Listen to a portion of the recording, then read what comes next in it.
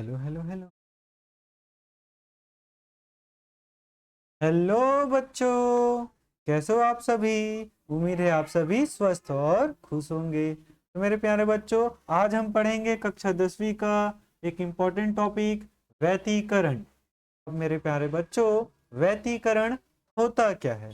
तो जब लगभग समान आवृत्ति तथा आयाम के दो तरंगे माध्यम में एक साथ और एक ही दिशा में जब चलते हैं तो उनके अध्यारोपण के फलस्वरूप भिन्न भिन्न बिंदुओं पर जो परिणामी तीव्रता होती है वो भिन्न भिन्न होती है। इस घटना को क्या कहते हैं? व्यतिकरण कहते हैं। क्या कहते हैं? व्यतिकरण कहते हैं। ठीक है। तो जैसे मान के चलो, एक तरंग ये है हमारा,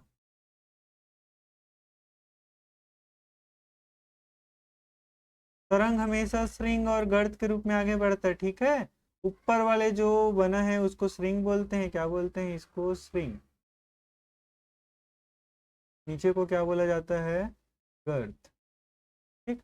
ये जो बीच की दूरी है ना यहाँ तक की, इस अधिकतम विस्थापन बोलते हैं इसी को, और इसको आयाम बोलते हैं। क्या बोलते हैं? आयाम। क्या बोलते हैं बेटा? आयाम।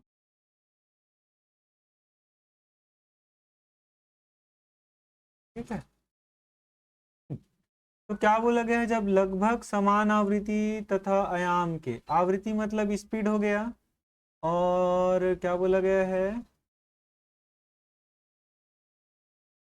लगभग समान आवृत्ति। आवृत्ति मतलब स्पीड, आयाम मतलब ये हो गया आपका, तो आयाम ये हो गया। देखो दो तरंगे हो गए, जब माध्यम एक साथ एक ही दिशा में चलती हैं तो इनका जो परिणामी तीव्रता निकालोगे, परिणामी कैसे निकालते हैं? दोनों जुड़ जाएंगे। क्या हो जाएंगे? जुड़ जाएंगे, और जुड़ कर एक परिणामी देंगे। ये परिणामी तरंग है, ब्लैक कलर में बना।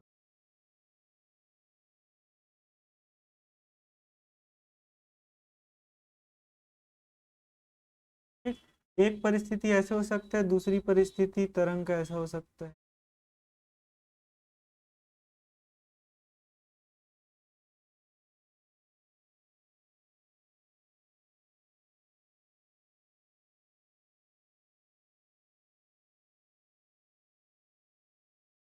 ऐसा हो सकता है,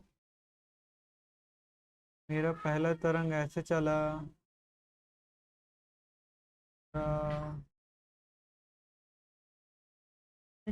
पहला तरंग है,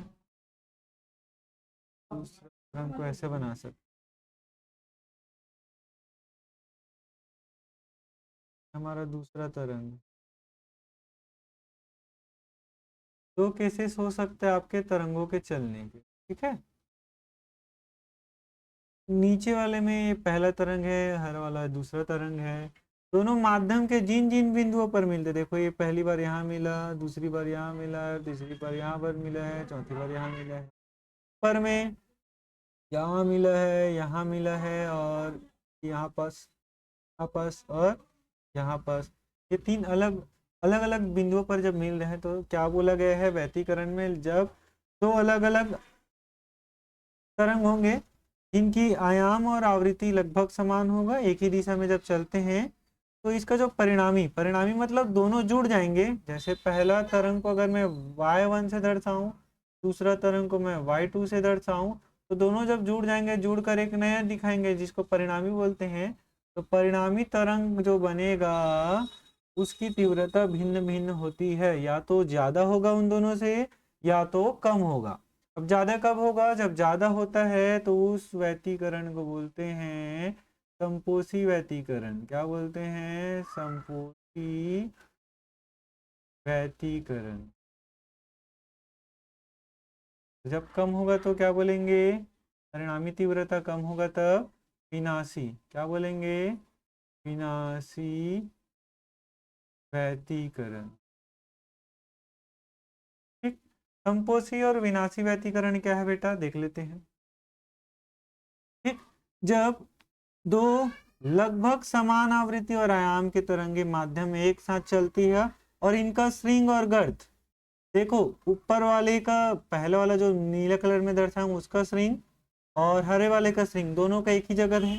वैसे नीचे में गर्त भी एक जगह है, फिर से श्रृंग एक जगह आ जाएगा, फिर से गर्त एक जगह आ जाएगा। मतलब दोनों के जब श्रृंग और गर्त एक साथ पढ़ते हैं तो ये दोनों मिलकर क्या करते हैं, परिणामी आयाम को बढ़ाने लग जाते हैं। क्या करने लग जाते हैं, परिणामी आयाम को बढ़ाने लग जाते हैं। ठीक, जिससे क्या होता है, परिणामी तीव्रता ज्यादा होती है। परिणामी तीव्रता क्या होती है, ज्यादा होती है। इस प्रकार के व्यतीकरण को क्या बोलते हैं बेटा, संपोषी व्यतीकरण कहते हैं। इसी प्रकार जब एक तरंग का श्रृंग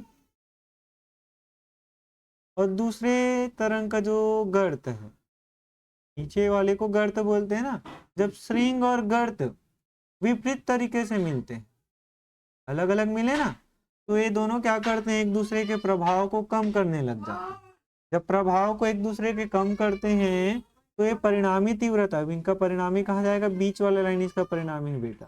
तो परिणामी तीव्रता क्या होने लग जाती है, कम होने लग जाती है। ठीक, अब परिणामी तीव्रता कम हो रहा है, इसी प्रकार के व्यतीकरण को क्या बोलते हैं, विनाशी व्यतीकरण कहते हैं।